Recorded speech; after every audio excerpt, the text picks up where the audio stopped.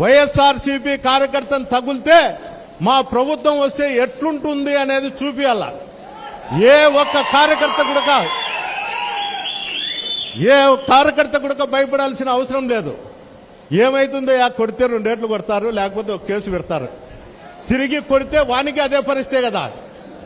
తన్నలు తిని ఇంట్లో పండుకుంటే మన బంధువులు వచ్చి మనల్ని చూసి ఆ ఖర్చు ఎంత అవుతుందో తిరిగి కొడితే అదే ఖర్చు అయ్యేది. దీంట్లో ఏమి అయ్యేది ఏం కాదు. అందువల్ల నేను ప్రతి ఒక్కరికి చెప్తున్నా, 2 సంవత్సరాలు అయింది, ఇంకా ఎవరు ఓపికతో ఉండాల్సిన అవసరం లేదు. తిరిగి మనం కూడా కొట్టేది నేర్చుకున్నప్పుడు అవతలోడు కూడా తిరగబడే ఆలోచన కూడా తిరగబడతారనే ఆలోచన వస్తే వాడు క్రైమ్ చేయాలనే ఆలోచన కూడా వానికి ఉండదు.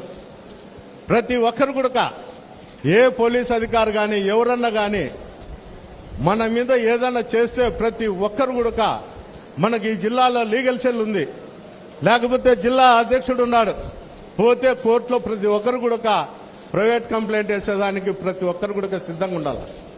మనం భయపడతా అంటే భయపడిస్తా అంటారు, మనమే వాళ్ళని భయపడితే భయపడతారు. అందువల్ల ఎవరు ఆలోచన చేయాల్సిన అవసరం లే.